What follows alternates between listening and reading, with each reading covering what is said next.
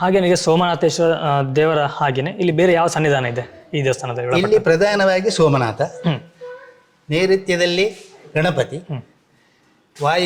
ಪಶ್ಚಿಮದಲ್ಲಿ ಗೋಪಾಲಕೃಷ್ಣ ಮತ್ತು ಉತ್ತರದಲ್ಲಿ ಈಗ ಸ್ವಲ್ಪ ಬದಲಾವಣೆ ಆಗಿದೆ.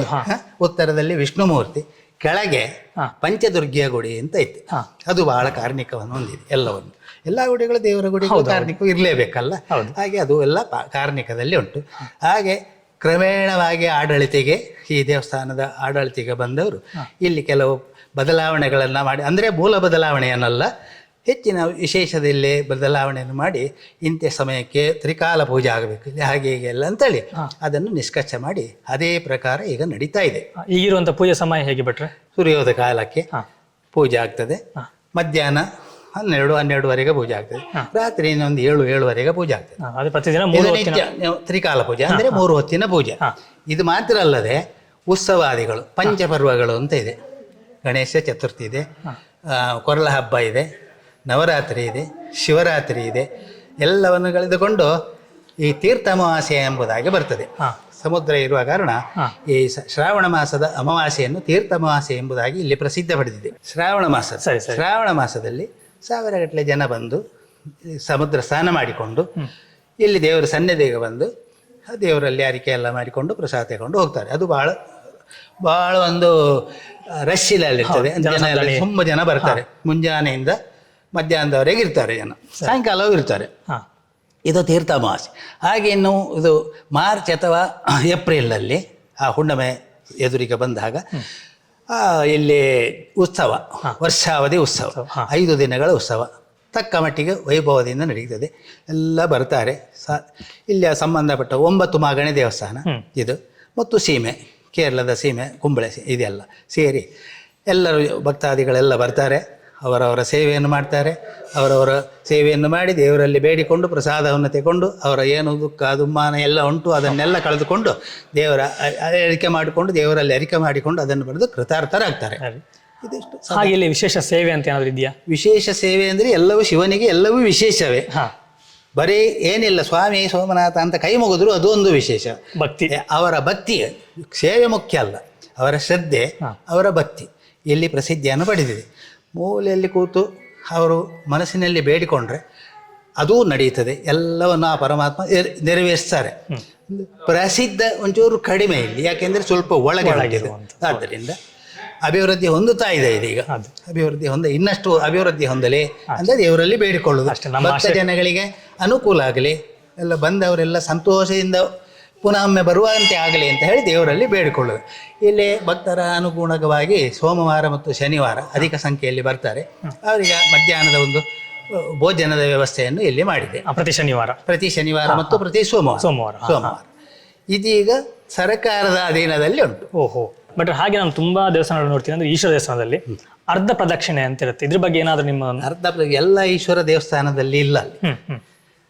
ಶಿವ ಮಾತ್ರ ಇದ್ದರೆ, ಪ್ರಧಾನ ದೇವತರು ಶಿವನ ಮಾತ್ರ ಆಗಿದ್ದರೆ ಅಲ್ಲಿಗೆ ಪೂರ್ತಿ ಪ್ರದಕ್ಷಿಣೆ ಇಲ್ಲ ಅಂತ. ಅಲ್ಲಿ ಯಾಕೆಂದ್ರೆ ನಿರ್ಮಾಲ ದೇವರು ಅಂತ ಉಂಟು. ಶಿವನಿಗೆ ಪ್ರತಿಯೊಂದು ದೇವರಿಗೂ ನಿರ್ಮಾಲ ದೇವತೆ. ವಿಷ್ಣುವಿಗೆ ವಿಶ್ವಸೇನ ಅಂತ ಉಂಟು. ಹಾಗೆ ಶಿವನಿಗೆ ಚಂಡೇಶ್ವರ ಅಂತ ಉಂಟು. ಒಂದು ಶಿವಲಿಂಗವನ್ನು ಹೊರಗೆ ಇಟ್ಟು ದೇವರ ಪೂಜೆ ಎಲ್ಲ ಆದ ನಂತರ ಆ ನಿರ್ಮಾಲೆ ಅಂದರೆ ಉಪಯೋಗಿಸಿದ ದೇವರಿಗೆ ಉಪಯೋಗಿಸಿದ ಅದಕ್ಕೆ ಹಾಕೋದು. ಅಲ್ಲಿಗೆ ಮುಗಿಯಿತು. ಇದಕ್ಕೆ ಚಂಡೇಶ್ವರನಿಗೆ ಅಂದರೆ ನಿರ್ಮಾಲ ದೇವತೆಗೆ ಪ್ರದಕ್ಷಿಣೆ ಬರಲಿಕ್ಕಿಲ್ಲ. ನಾವು ಇಡೀ ಪ್ರದಕ್ಷಿಣೆ ಬಂದರೆ ಅದಕ್ಕೂ ಬಂದಾಗ ಅದಕ್ಕೆ ಅಲ್ಲಿಂದ ವಾಪಸ್ ಹೋಗಿ ಓಂ ಆಕಾರದಲ್ಲಿ, ಕಾಳಿ ಶಿವನ ದೇವಸ್ಥಾನ ಮಾತ್ರ ಇದ್ದರೆ ಓಂ ಆಕಾರದಲ್ಲಿ ಮಾತ್ರ ಪ್ರದಕ್ಷಿಣೆ ಅಂತ ಹಿಂದಿನವರು ಮಾಡಿದ್ದಾರೆ. ಅದು ನಡೀತಾ ಇದೆ ಈಗ. ಕೆಲವು ದೇವಸ್ಥಾನ ಶಿವಲಿಂಗ ಕದ್ರಿಗೆ ಹೋಗಿ ನೀವು ಅಲ್ಲಿ ಅಲ್ಲಿ ಇದಿಲ್ಲ. ಆಯ್ತು ಭಟ್ರೆ, ತುಂಬಾ ಮಾಹಿತಿಯನ್ನು ತಿಳಿಸ್ಕೊಟ್ರಿ. ನಿಮ್ಗೆ ಧನ್ಯವಾದ. ಒಂಚೂರು ಹೇಳಿಕೊಟ್ಟದ್ದು ಪರವಾಗಿಲ್ಲ. ನಾನು ಹೇಳ್ತೀನಿ, ಕೆಲವರು ದೇವಸ್ಥಾನ ಬರ್ತಾರೆ, ಬಟ್ ಆ ದೇವಸ್ಥಾನದ ಬಗ್ಗೆ ಮಾಹಿತಿ ಇರೋದಿಲ್ಲ. ನಮ್ಮ ಉದ್ದೇಶ ಇಷ್ಟೇ, ಆದಷ್ಟು ಜನಗಳಿಗೆ ಮಾಹಿತಿ ತಿಳಿಸೋಣ ಅಂತ ಹೇಳಿ. ಬರುವಂತ ದೇವಸ್ಥಾನಕ್ಕೆ ಬಂದಾಗ ಅಲ್ಲಿ ಒಂದು ವಿಷಯ ತಿಳ್ಕೊಂಡು ಹೋದ್ರಾಗೆ ಎಲ್ಲರಿಗೂ ಒಂದು ಮನಸ್ಸು ತೃಪ್ತಿ ಇರುತ್ತಲ್ವಾ ಅಂತ ಹೇಳಿ ತುಂಬಾ ಮಾಹಿತಿ ತಿಳಿಸ್ಕೊಟ್ರಿ. ನಮಸ್ಕಾರ ಭಟ್ರೆ, ಧನ್ಯವಾದ ನಿಮಗೆ. ಸ್ನೇಹಿತರೆ, ಹಾಗೇನೆ ದೇವಸ್ಥಾನದ ಮುಂಭಾಗದಲ್ಲಿ ಇಲ್ಲೊಂದು ನಾಗನ ಬನ ಇದೆ. ಈ ನಾಗನ ಸಹ ವಿಶೇಷವಾದಂಥ ಒಂದು ವಿಶೇಷತೆ ಇರುವಂಥದ್ದು. ಇಲ್ಲಿ ಕಲ್ಲಿನ ಬಂಡೆ ಒಡೆದು ನಾಗನ ಪ್ರತಿಮೆ ಹೊರ ಬಂದಿರುವಂಥದ್ದನ್ನ ನಾವಿಲ್ಲಿ ನೋಡಬಹುದು.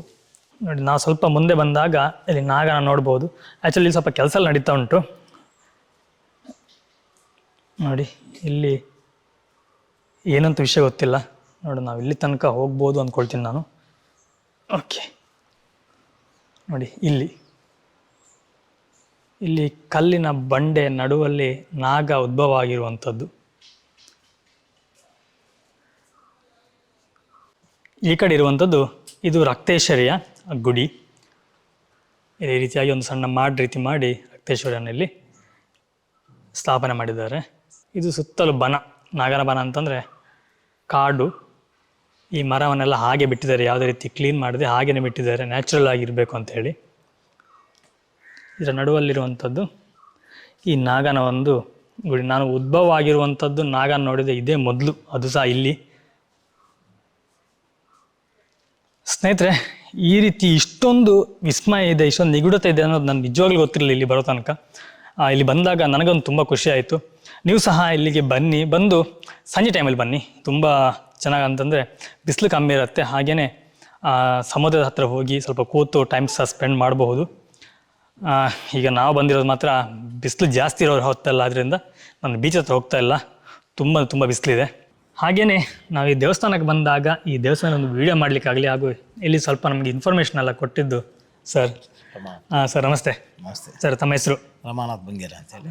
ಇಲ್ಲಿ ಗುಮಾಸ್ತನಾಗಿ ನಾನು ಕೆಲಸ ಮಾಡ್ತಾ ಇದ್ದೇನೆ. ಓಕೆ. 22 ವರ್ಷಗಳಿಂದ ಇಲ್ಲಿ ಕೆಲಸ ಮಾಡ್ತಾ ಇದ್ದೇನೆ. ಹಾಂ, ತುಂಬ ಧನ್ಯವಾದ ಸರ್. ಯಾಕಂದರೆ ದೇವಳದ ಇತಿಹಾಸವನ್ನು ಎಲ್ರಿಗೂ ತಲುಪುವಂತೆ ಮಾಡುವ ಕೆಲಸಕ್ಕೆ ನಮ್ಮ ಒಂದು ಪ್ರಯತ್ನವನ್ನು ನಾವು ಮಾಡಿದ್ದೇವೆ. ನೀವು ಇಲ್ಲಿ ಬಂದು ಈ ಕ್ಷೇತ್ರದ ಪರಿಚಯವನ್ನು ಎಲ್ಲ ಜನರಿಗೆ ಕೊಡ್ತಾ ಇದ್ದೀರಾ, ಇದು ಸಂತೋಷದ ವಿಚಾರ. ಇನ್ನು ಮುಂದೆ ಕೂಡ ನಿಮ್ಮಿಂದ ಈ ದೇವಸ್ಥಾನಕ್ಕೆ ಬಂದು ಇಲ್ಲಿಯ ಐತಿಹ್ಯವನ್ನು ಎಲ್ಲ ಜನತೆಗೆ ಪಸರಿಸುವಂಥ ಕೆಲಸ ನಿಮ್ಮಿಂದ ಆಗಲಿ, ಆ ಭಗವಂತ ನಿಮ್ಮನ್ನು ಹರಸಲಿ ಎಂದು ಈ ಸಂದರ್ಭದಲ್ಲಿ ಪ್ರಾರ್ಥಿಸ್ತಾ ಇದ್ದೀನಿ. ಥ್ಯಾಂಕ್ ಯು ಸರ್, ತುಂಬ ಧನ್ಯವಾದಗಳು. ತುಂಬ ಖುಷಿ ಆಯಿತು, ಯಾಕಂದ್ರೆ ನೀವು ಬಂದಾಗ ತುಂಬ ರೆಸ್ಪಾನ್ಸ್ ಕೊಟ್ರಿ. ನಾನು ಸಾಮಾನ್ಯ ಹೋದಾಗ ನೋಡ್ತೀನಿ, ನಾನು ಇಷ್ಟೊಂದು ರೆಸ್ಪಾನ್ಸ್ ಕೊಡೋದಿಲ್ಲ. ಏನೋ ಬಂದಿದ್ದಾರೆ ಮಾಡ್ಕೊಂಡು ಹೋಗಿ ಅಂತ ಹೇಳಿಬಿಡ್ತಾರೆ. ತುಂಬ ನೀವು ಒಂದು ಇದು ಕೊಟ್ಟರು, ತುಂಬ ಧನ್ಯವಾದ ಸರ್ ನಿಮಗೆ. Thank you. ಹಾಗೆಯೇ ನೀವು ಇಲ್ಲಿ ಏನು ನೋಡ್ತಿದ್ದೀರೋ ಇದು ತುಂಬ ಹಳೆಯ, ಅಂದರೆ ಪುರಾತನ ಕಾಲಕ್ಕೆ ಸೇರಿದಂಥ ಒಂದು ಕೆರೆ. ಈ ಕೆರೆ ವಿಶೇಷತೆ ಏನಂತಂದರೆ ನೀವು ನೋಡ್ಬೋದು, ಇಲ್ಲಿ ಬೀಚ್ ಇದೆ. ಈ ಬೀಚಿಂದ ಇಷ್ಟು ಅಂತರದಲ್ಲಿರುವಂಥದ್ದು ಈ ಕೆರೆ. ಇಲ್ಲಿ ಸಿಹಿ ನೀರಿದೆ. ಇದು ಐತಿಹಾಸಿಕವಾಗಿ, ಅಂದರೆ ನಾವು ಪುರಾಣಗಳ ಪ್ರಕಾರ ನೋಡ್ಲಿಕ್ಕೆ ಹೋದರೆ ಭೀಮನ ಗದೆಯಿಂದ ಹುಟ್ಟಿದಂತಹ ಒಂದು ಕೆರೆ ಅಂತ ಹೇಳ್ತಾರೆ. ಇಲ್ಲಿ ಈ ಬೀಚ್ಗೂ ಇದಕ್ಕೂ ಹೆಚ್ಚಿನ ಡಿಫ್ರೆನ್ಸ್ ಇಲ್ಲ. ನೋಡಿ, ಒಂದೇ ಫ್ರೇಮಲ್ಲಿ ಕವರ್ ಆಗ್ತಾ ಉಂಟು ಎರಡು ಕೂಡ. ಇಷ್ಟೇ ಇರುವಂತಹ ಒಂದು ಕೆರೆಯ ಇಷ್ಟೇ ಅಂತರದಲ್ಲಿರುವಂಥ ಈ ಕೆರೆ ಸಿಹಿ ನೀರನ್ನು ಹೊಂದಿದೆ. ಎಷ್ಟೊಂದು ವಿಸ್ಮಯ, ವಿಚಿತ್ರ ಅಂತ ಹೇಳಲಿಕ್ಕೆ ಇದು ಸಹ ಒಂದು ಉದಾಹರಣೆ. ಹಾಗೆಯೇ ಆವಾಗ ಭಟ್ರು ಮಾತಾಡುವಾಗ ಹೇಳಿದ್ರು, ಬಂಡೆಕಲ್ಲಿನಲ್ಲಿ ಸ್ಟೆಪ್ನ ಮಾಡಿ ಕುದುರೆ ಬರ್ತಾ ಇತ್ತು ಅಂಥೇಳಿ. ಅದೇ ಜಾಗ ನೋಡಿ, ನೀವು ಇಲ್ಲೇನು ನೋಡ್ತಿದ್ರು ಇದು ಬಂಡೆ. ಈ ಬಂಡೆಯಲ್ಲಿ ಮಾಡಿರುವಂತಹ ಈ ಸ್ಟೆಪ್ಪು. ಬಟ್ ಇವಾಗ ಸ್ವಲ್ಪ ಸಿಮೆಂಟೆಲ್ಲ ಹಾಕಿ ಸ್ವಲ್ಪ ಚೆಂದ ಮಾಡಿದ್ದಾರೆ. ಇದು ಹಳೆ ಕಾಲದ್ದು ಒಂದು ಬಂಡೆಯ ಮೆಟ್ಲಿದಲ್ಲ. ಸ್ನೇಹಿತರೆ, ಇದಿಷ್ಟು ಈ ದೇವಸ್ಥಾನದ ಬಗ್ಗೆ ಒಂದು ಸಂಕ್ಷಿಪ್ತವಾದ ಮಾಹಿತಿಯಾಗಿತ್ತು. ಹಾಗೆಯೇ ಇಲ್ಲಿರುವಂತಹ ಚಾರಿತ್ರಿಕ ಹಿನ್ನೆಲೆ, ಹಾಗೆಯೇ ಐತಿಹಾಸಿಕ ಹಿನ್ನೆಲೆಯನ್ನು ಸಹ ನಿಮ್ಗೆ ನಾನು ತಿಳಿಸ್ಕೊಟ್ಟಿದ್ದೀನಿ. ಇಲ್ಲಿ ಅರ್ಚಕರು ಇದ್ರ ಬಗ್ಗೆ ಸಂಪೂರ್ಣವಾಗಿ ಮಾಹಿತಿನ ಕೊಟ್ಟರು. ಸ್ನೇಹಿತರೆ, ಇದೇ ರೀತಿ ನಾವು ಇನ್ನೊಂದು ದೇವಸ್ಥಾನಕ್ಕೆ ಭೇಟಿ ನೀಡುವ, ಅಲ್ಲಿ ಸಹ ಇರುವಂತಹ ಐತಿಹಾಸಿಕ ಹಿನ್ನೆಲೆಯನ್ನೆಲ್ಲ ನಿಮ್ಗೆ ನಾನು ತಿಳಿಸ್ಕೊಡ್ತೀನಿ. ನಾವು ಇನ್ನು ಮುಂದಿನ ದೇವಸ್ಥಾನದಲ್ಲಿ ನಿಮ್ಮನ್ನು ನಾನು ಭೇಟಿ ಆಗ್ತೀನಿ. ಥ್ಯಾಂಕ್ ಯು, ನಮಸ್ಕಾರ.